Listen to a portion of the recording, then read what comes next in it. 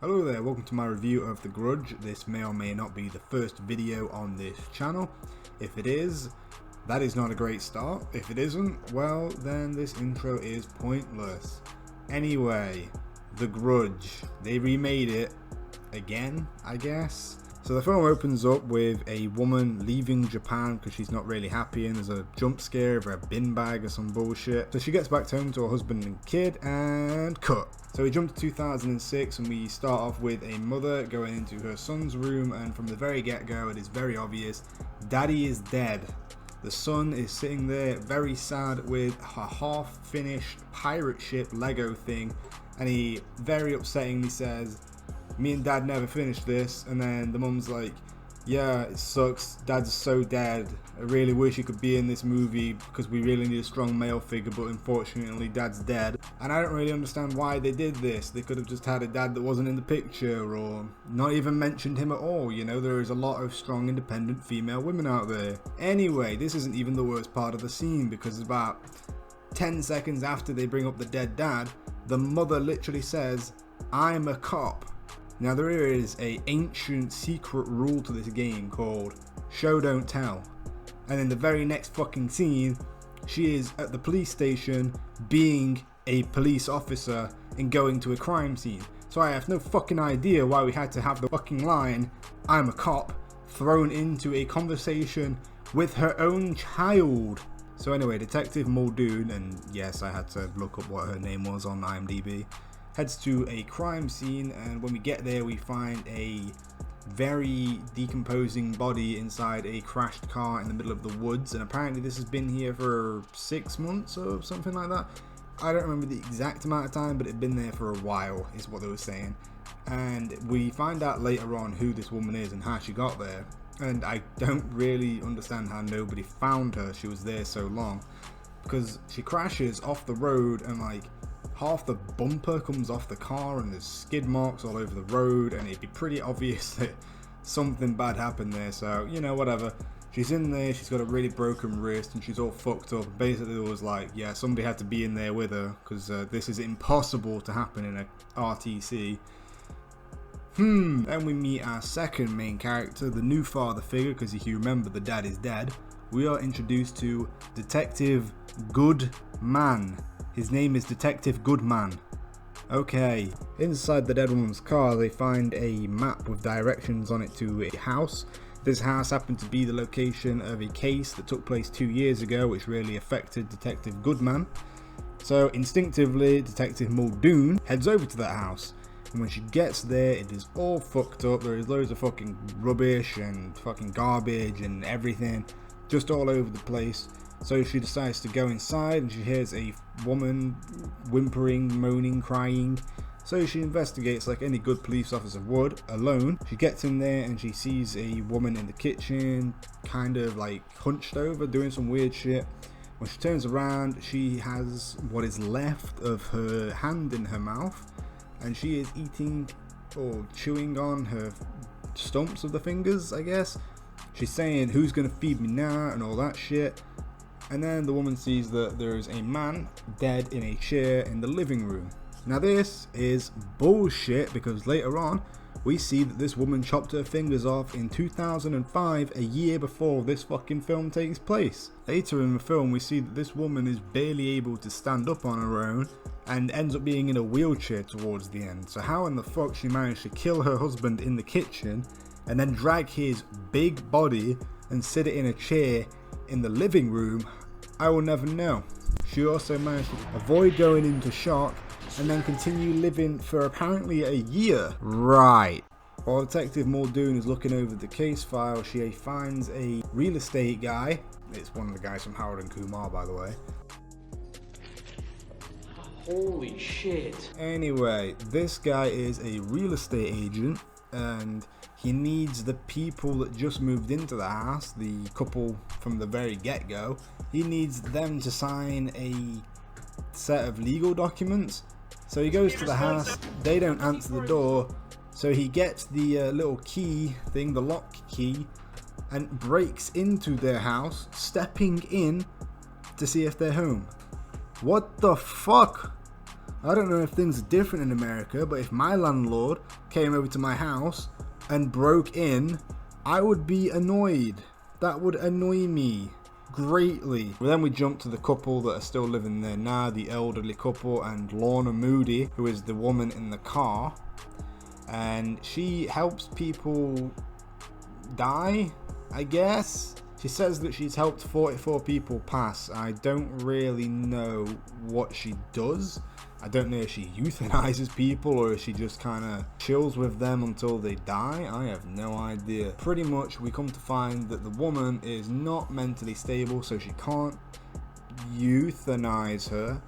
And she also has an imaginary friend who is the little girl from the beginning. I think it was some grudgy bullshit. Anyway, she talks to the elderly woman. She's clearly not in good health, and she has this really weird scene that kind of reminded me of the Yahtzee scene from The Visit. I honestly thought it was the same actress for the entire movie.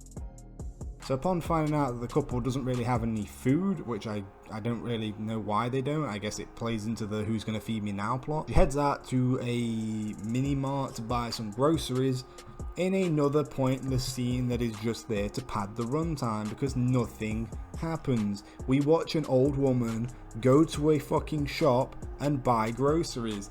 Yeah, there's this really weird scene of like some fucking horrible guts and intestines and meat at the fucking butcher's aisle, and there's flies and shit, but nothing comes of it. I don't even know what, like, do shops in America sell fucking long intestines? Is that a thing?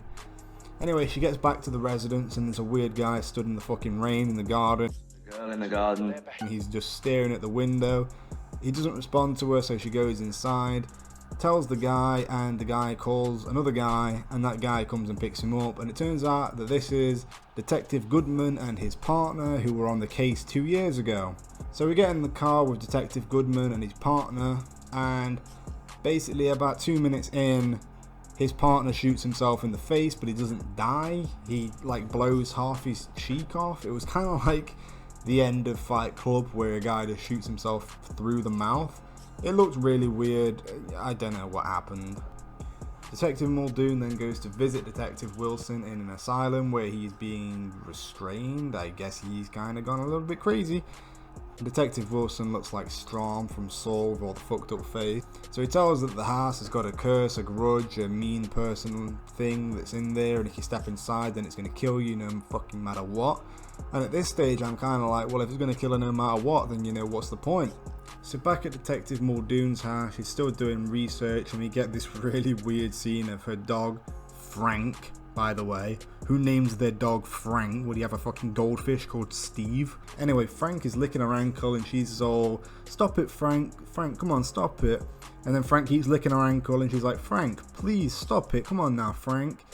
And then Frank goes away, and you know what's going to happen. The Grudge starts licking her fucking ankle, I guess. And she's like, Frank, stop it. And then she looks down and the dog's not there, and then the dog comes in from a different room, and it's like, was the Grudge just sitting there giving the old sloppy choppy to her ankle? What the fuck's going on there?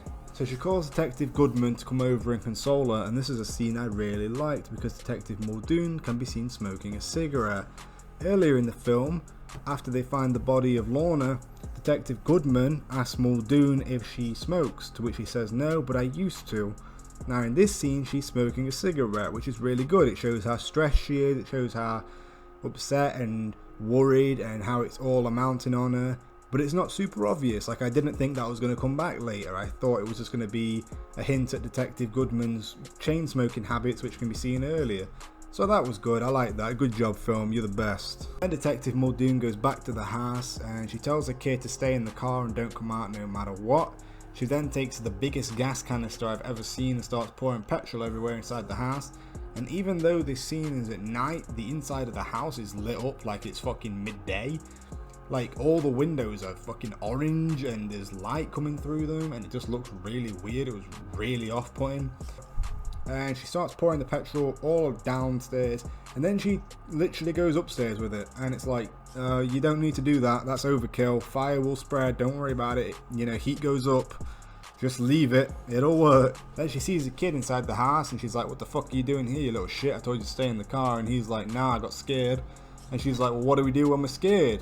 And then the kid's like, well, I don't fucking know. And she's like, well, we used to do this thing where we count to 5, just like the guys from Lost do.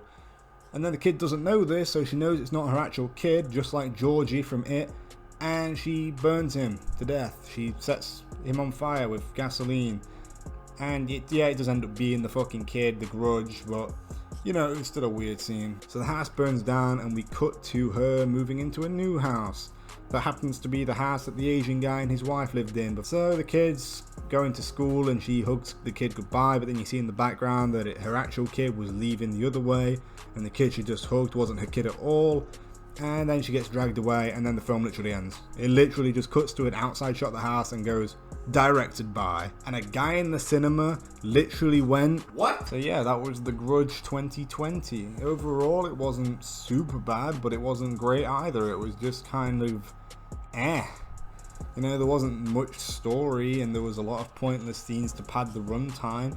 It was like the people that made this watched It Chapter 2, and then they saw that part of the film where all the kids split up and did their own thing for a while, and they was like, yeah, we should make that, but we should make it worse.